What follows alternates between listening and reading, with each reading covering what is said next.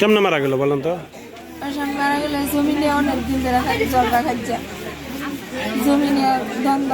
আমার শ্বশুরের জমিন বিক্রি করছে, একদিন জমিন বেচছে দক্ষিণ দিয়া, ও চুরি করে নিছে পশ্চিম দিয়া। কেডা নিছে গা? কেডা? আমার চাচা শ্বশুরের মেয়ে, আমার ননদ, উনারই যে মারছে জুলেখা জমিন নিছে।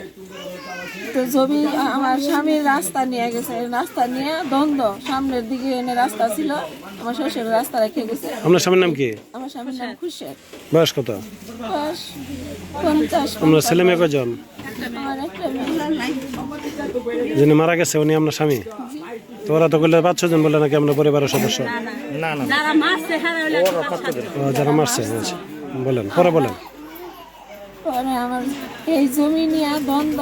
তা আমার স্বামীরা বলে যে আমরা এই রাস্তা দিয়ে বাইর হই, আমার বাপ দাদারা চলে এই রাস্তা দিয়ে, তুই এই জমিন কামলা নিছস গা, তুই কামলা নিছস, ঠিক আছে তোর জমিন আমরা বেচছি, তোর আমরা মাটিটা বুঝাই দিব, তোর কতটুকু আছে আমরা মাটিটা বুঝাই দিব, তোর যদি জমি কম থাকে তাহলে আমরা দিয়া দিব।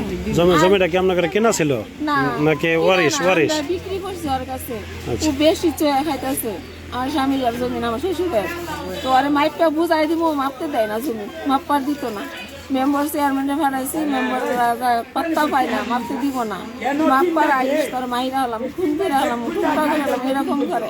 আপনার বাড়ি কোনটা তাহলে? এটা আপনার বাড়ি। আর ওটা আপনারা বিক্রি করছিলেন ওই জমিটা ওদের কাছে না? আচ্ছা স্বামী ঘরে আজকে সকালে পক্ষ বাসছে, তাই ওনার মেয়ের জামাই আসছে, মেয়ের জামাই ওনার ছেলে বেড়া মারছে। মেয়ের জামাই মারছে। মেয়ের জামাইয়ের নাম হাবিজুল আন্নাভারার। ওরা সন্ত্রাস, 1 নাম্বার সন্ত্রাস। ওরা থাকে কোথায়? ওরা থাকে যে তারাকান্দি, আনিলা ভাড়ার নাম। মানে এখানে জমি তারা কিনে নিছে, ওর শ্বশুরের জমি নিয়ে মেয়ের জামাইরা আসছিল। কটার সময় ঘটনা এটা? কটার সময় ঘটনা? সকাল কটার দিকে? 9টা 8টা এরকম। গরিব তো দেখি নাই।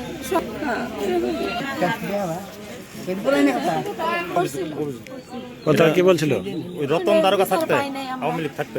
রতন দারোগা মামলা ছিল, ওটা হলো থানা। রতন দারোগা ওই পক্ষে টাকা বেশি পাইছে, তার জন্য মামলা হয়ে পাচ্ছে, তাই রতন দারোগা বেশি জোর দিচ্ছে। হ্যাঁ তো হ্যাঁ হলো গরিব মানুষ, টাকা কম দিছে বিদায় তার বিচার হয়েছে না। রতন দারোগা যার টাকা খায় হের বিচার করে, আর যে টাকা না দিতে পারে রতন দারোগা তার মামলা দেখে না, দেখশন করে না। রতন দারোগা যতদিনে থানা দিয়ে যে মামলা রতন দারোগা দিচ্ছে ওই মামলার মধ্যে ঝামেলা ছিল। বিচার করতে কোনো মামলা সঠিক হয়েছে না। রতন দারোগা প্রত্যেকটা মামলার মধ্যে ক্যাপাসিটি নাই। তেলের পাম্প আছে। রতন দারোগা দৌড়ানি দরকার, এটা হলো সবচেয়ে বড় সমস্যা। কাজ করতো আর আজকাল নাম্বার নিয়ে গেলে খুঁজে বাইর করা, রতন দারোগা আজকে লোকটা মারা গেছে।